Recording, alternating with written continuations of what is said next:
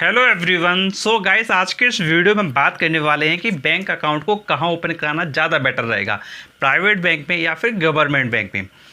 काफ़ी लोगों के अंदर कन्फ्यूजन होता है कि भाई प्राइवेट बैंक की तरफ जाएं या फिर सरकारी बैंक की तरफ जाएं। अगर प्राइवेट में जाते हैं तो भाई क्या क्या मिलने वाला है, अगर सरकारी में जाते हैं तो क्या क्या मिलने वाला है। तो आज के इस वीडियो में हम इसी टॉपिक पर बात करने वाले हैं कि बैंक अकाउंट को किस बैंक में ओपन कराना चाहिए, सरकारी में या फिर प्राइवेट में। तो चलिए वन बाय वन हम सारे पॉइंट्स को कवर कर लेते हैं। तो देखिए, सबसे पहले बात आती है कि जब हम बैंक अकाउंट ओपन कराने जाते हैं तो देखिए, बैंक अकाउंट जब हम ओपन कराना चाहते हैं तो वहाँ पर एक चीज़ हमको मेंटेन करनी पड़ती है, वो होता है मंथली एवरेज बैलेंस। तो हमको मेंटेन करना पड़ता है मंथली एवरेज बैलेंस। कहने का मतलब है एक अमाउंट होता है जो आपको क्या है मंथली मेंटेन करना पड़ेगा, तभी आपका अकाउंट क्या है नॉर्मली ओपन चलता रहेगा। अगर वो आप मेंटेन नहीं करेंगे मंथली एवरेज बैलेंस तो फिर आप पे क्या चार्जेस लगेंगे, और वो चार्जेस लगेंगे तो फिर क्या है आपके जो पैसे हैं वो क्या है कम हो जाएंगे। तो इसलिए आपको क्या मंथली एवरेज बैलेंस क्या मेंटेन करना पड़ता है। अब भाई बात यही आती है कि भाई मंथली एवरेज बैलेंस क्या प्राइवेट और गवर्नमेंट दोनों में करना पड़ता है। तो देखिए, मैं आपको बताना चाहूँगा, अगर आप बात करते हैं सरकारी बैंकों की, तो देखिए सरकारी बैंक में जैसे हम बात करते हैं आपकी एसबीआई की, तो भाई एसबीआई में 3,000 रुपये मेंटेन करना पड़ता है। अगर बैंक ऑफ बड़ौदा की बात करते हैं तो भाई उसमें 2,000 रुपये मेंटेन करना पड़ता है। और इसी जगह हम प्राइवेट की अगर हम बात करते हैं तो भाई प्राइवेट में 10,000 रुपये कम से कम क्या मेंटेन करना पड़ता है। अब कुछ प्राइवेट बैंक ऐसे भी हैं जहाँ पे आपको 20,000 रुपये भी मेंटेन करना पड़ सकता है। अब देखिए, बैंक टू बैंक चीज़ें क्या थोड़ा वेरी क्या करती जाती हैं। अब देखिए, इसके बाद मैं आपको कुछ पॉइंट और बताना चाहूँगा। देखिए, मंथली एवरेज बैलेंस ही मेंटेन करना पड़ता है, लेकिन आज की डेट में ऐसे भी बैंक मौजूद हैं प्राइवेट में जो आपसे क्या है जीरो बैलेंस भी मेंटेन करने के लिए बोल रही हैं। मतलब कुछ ऐसी प्राइवेट बैंक भी हैं जो आपको जीरो बैलेंस पर भी आपका अकाउंट क्या रन कर देंगे, आपको वहाँ कोई भी बैलेंस मेंटेन वगैरह करने की कोई आवश्यकता नहीं है।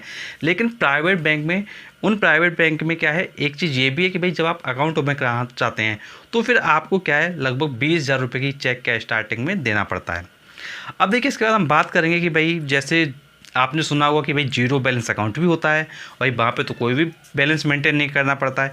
तो देखिए, जो सरकारी बैंकें होती हैं वो क्या करती हैं, जीरो बैलेंस अकाउंट भी ओपन करती हैं।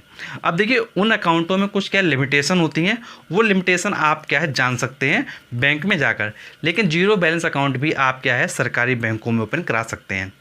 तो ये तो सबसे पहले बात हो गई कि भाई हमारे जो सरकारी बैंक है और प्राइवेट बैंक है उनमें जब आप अकाउंट ओपन कराएंगे तो मंथली एवरेज बैलेंस में क्या होगा। अब इसके बाद बात आती है सेकंड पॉइंट की। सेकंड पॉइंट है आपका डेबिट कार्ड फीस। जैसे मान लीजिए जब आप अकाउंट ओपन करवा लेते हैं तो जो प्राइवेट बैंक्स होती हैं और जो गवर्नमेंट बैंक्स होती हैं तो उनमें होता क्या है कि भाई प्राइवेट बैंक्स में जो फीस होती है रिन्यूअल फीस, वो थोड़ा क्या सरकारी के तुलना में थोड़ा ज़्यादा होती है। तो फिर वहाँ पर वो चार्जेस आपको क्या ज़्यादा पे करना पड़ जाता है। अब देखिए, इसके बाद हम बात करते हैं भाई जब चार्जेस वगैरह क्या है पे भी करना पड़ेगा प्राइवेट बैंक में, तो भाई प्राइवेट बैंक की तरफ लोग क्यों जाते हैं फिर। तो देखिए, प्राइवेट बैंक में सबसे अच्छी बात यह है कि भाई आपको जो फैसिलिटीज़ हैं वो अच्छी मिल जाती हैं। जैसे फॉर एग्जांपल, अगर आपको मान लीजिए अपने फैमिली मेम्बर का अकाउंट ओपन कराना है या फिर आपको अपना अकाउंट ओपन कराना है, तो देखिए आप क्या करें, एक बार आप प्राइवेट बैंक में जाइए, केवल आप वहाँ से बोलाइए कि भैया मुझे अकाउंट ओपन कराना है, तो उनके जो एग्जीक्यूटिव होते हैं वो आपके घर पर आ जाएंगे और आपका क्या है अकाउंट वगैरह सब कुछ ओपन करवा देंगे। और देखिए, कई बार क्या होता है, जैसे जो पासबुक वगैरह होती है, जो डेबिट कार्ड होता है, वो आपको इंस्टेंट प्रोवाइड कर देते हैं। मतलब इधर आपका अकाउंट खुला और तुरंत की तुरंत आपको क्या है चेकबुक दे देंगे, तुरंत आपको क्या है एटीएम कार्ड दे देंगे। मतलब जो प्राइवेट बैंक्स हैं उनकी जो फैसिलिटीज़ हैं वो काफ़ी ज़्यादा फास्ट हैं। यहीं आप गवर्नमेंट बैंक में जाओगे तो वहाँ क्या होगा कि भाई वो आपको फॉर्म देंगे, कहेंगे कि भाई ये भर के आप दे देना। जब आप भर के दे देंगे तो उनका प्रोसेस में टाइम लगेगा। कुछ बैंक तो क्या करती हैं भाई सेम डे पे ओपन कर देती हैं, लेकिन कई बैंक हैं जो भाई क्या है टाइम लेती हैं, डिले करती जाती हैं। तो भाई बैंकों की जो सरकारी बैंकों की स्थिति है वो थोड़ा क्या है लेट वाली है, मतलब वो लेट काम किया करते हैं। अब देखो, जो सरकारी बैंक है जब उसमें आप अकाउंट वगैरह ओपन कराओगे तो भाई वहाँ पे क्या है आपको डेबिट कार्ड मिलने में भी टाइम लगेगा। ये नहीं कि आपको तुरंत इंस्टेंट प्रोवाइड कर दिया जाए, आपके होम एड्रेस पे आपको चेकबुक वगैरह भी मिलने में टाइम लगेगा। लेकिन जो प्राइवेट बैंक्स होती हैं वो आपको तुरंत ही पासबुक दे देंगे, तुरंत ही आपको चेकबुक दे देंगे, तुरंत ही आपको अकाउंट नंबर भी दे देंगे, तुरंत ही आपको डेबिट कार्ड देंगे, सब कुछ आपको इंस्टेंट प्रोवाइड कर दिया जाता है। लेकिन प्राइवेट बैंक की तुलना में हम बात करते हैं सरकारी बैंकों की, तो भैया सरकारी बैंकों में ये सब चीज़ें आपको इंस्टेंटली नहीं मिलती हैं। तो डिफरेंस हो जाता है हमारा फैसिलिटीज़ का कि भाई फैसिलिटीज़ में क्या डिफरेंस है। और आज की डेट में आप जानते हैं कि भाई हर कोई चाहता है कि भाई अच्छी फैसिलिटी मिले, तो भाई लोग क्या करते हैं, प्राइवेट बैंक की तरफ क्या मूव कर जाते हैं, क्योंकि वहाँ पर उनको क्या फैसिलिटी वगैरह क्या अच्छी मिलती है। अब देखिए ये चीज़ें डिपेंड करती हैं आपके ऊपर कि भाई आपको अकाउंट कहाँ ओपन कराना है। अगर आप मंथली एवरेज बैलेंस मेंटेन कर सकते हैं तो आप भी प्राइवेट की तरफ जा सकते हैं। अगर आप मेंटेन नहीं कर सकते हैं तो भाई आपको प्राइवेट की तरफ नहीं जाना चाहिए।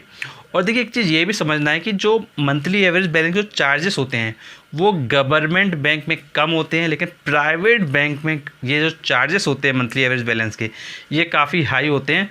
तो इसलिए सोच समझ के आपको क्या है अपने अकाउंट को ओपन कराना चाहिए, चाहे आप प्राइवेट में कराएं या फिर आप गवर्नमेंट में कराएं, क्योंकि ये सारे पॉइंट्स आपको क्या है पहले से पता होना चाहिए। और अगर आपका कोई भी डाउट है, कोई भी कन्फ्यूजन जो आपका रह जाता है, तो आप नीचे कमेंट बॉक्स से कमेंट करके पूछ सकते हैं। और ऐसे वीडियोज़ देखने के लिए आपके लिए एक प्लेलिस्ट बना रखी है, प्लेलिस्ट का नाम है बैंक FD ID। इस प्लेलिस्ट में जाकर आप क्या है प्रॉपर्ली सारे वीडियोज़ देख सकते हैं और अपनी नॉलेज को एनहेंस कर सकते हैं। आपसे मिलेंगे नेक्स्ट वीडियो में, तब तक के लिए थैंक यू सो मच।